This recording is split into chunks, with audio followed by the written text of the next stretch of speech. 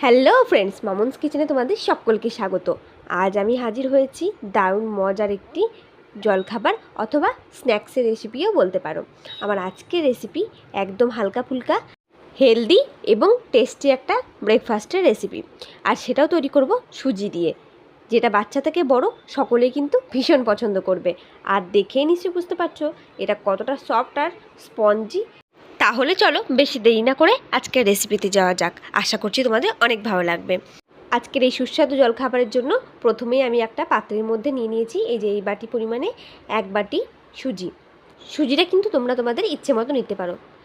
তারপরে আমি এর মধ্যে দিয়ে দিলাম একটা ছোট সাইজের গাজর গ্রেট করে রেখেছিলাম, গ্রেট করে রাখা গাজর আর কয়েকটা কাঁচা লঙ্কা কুচি।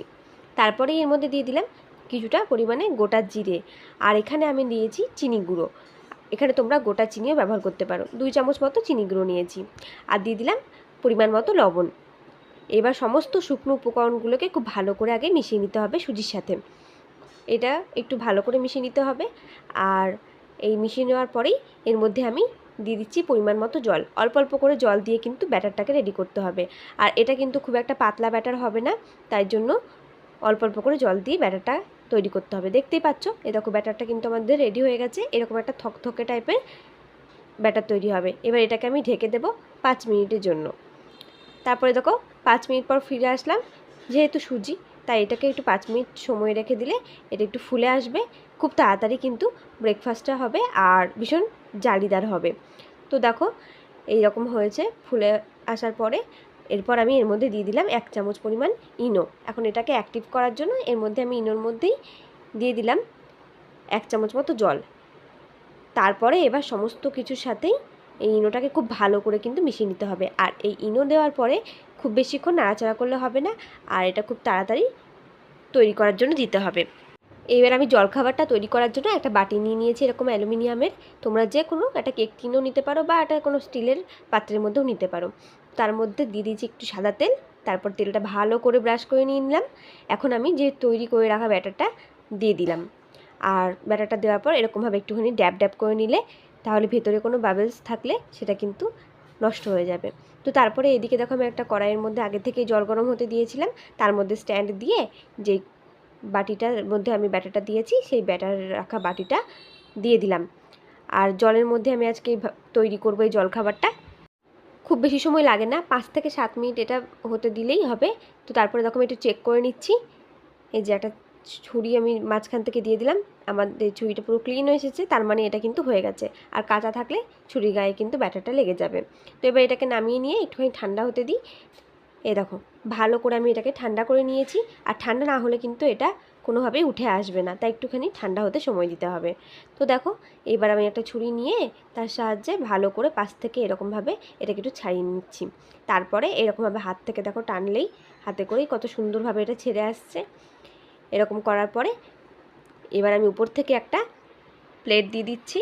এটাকে আমি এখন উল্টে নিচ্ছি।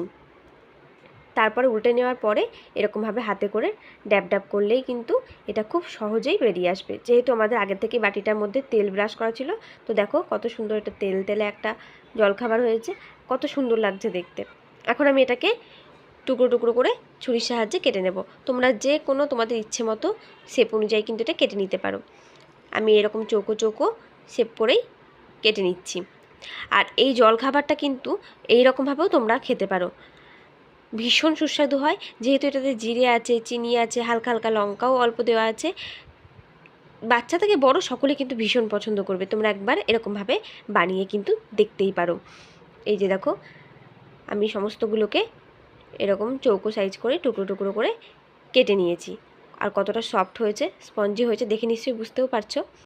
এইবার আমাদের যেটা করতে হবে সেটা হচ্ছে এই যে একটা ফ্রাইং প্যান আমি গরম হতে বসিয়ে দিয়েছিলাম। তারপরে তার মধ্যে আমি দিয়ে দিলাম কিছুটা পরিমাণে সাদা তেল।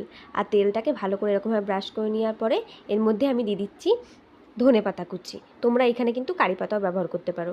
আমি ধনেপাতা দিচ্ছি, এটা ফ্লেভারটা কিন্তু এই জলখাবারে অসাধারণ লাগে। তো ধনেপাতা কুচিটা দেওয়ার পরে এরকমভাবে এই যে সুজির যে জলখাবারগুলো আমরা টুকরো টুকরো করে তৈরি করে রেখেছিলাম সেগুলো একটা একটা করে এরকমভাবে দিয়ে দিচ্ছি উপর থেকে। একটু সাবধান নিতে হবে, যেহেতু সুজিটা একটু নরম আছে, ভেঙে যেতেও পারে। তো এরকমভাবে দেওয়ার পরে এটাকে উল্টে পাল্টে একটু লাল লাল করে ভেজে দেবো। দেখো দেখতে কত সুন্দর লাগছে না? তোমরা কিন্তু চাইলে এই ফ্রাইয়ের কাজটা নাও করতে পারো, ফ্রাই না করেও খেতে পারো, সেটাও কিন্তু খেতে খুব ভালো লাগে। তো দেখো আমাদের একটা জলখাবার কিন্তু একদম রেডি হয়ে গেছে। এরকমভাবে আমি সমস্তগুলোকে ভেজে নিয়েছি। তো ফ্রেন্ডস, আমার আজকের এই সুস্বাদু জলখাবার কেমন লাগলো তোমাদের অবশ্যই কমেন্ট করে জানিও।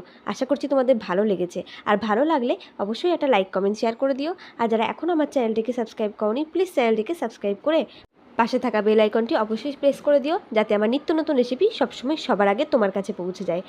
আজকের মতো এই পর্যন্তই। দেখা হচ্ছে নতুন কোনো দিন নতুন কোনো রেসিপি নিয়ে। ততদিনের জন্য তোমরা সুস্থ থেকো, ভালো থেকো। ধন্যবাদ।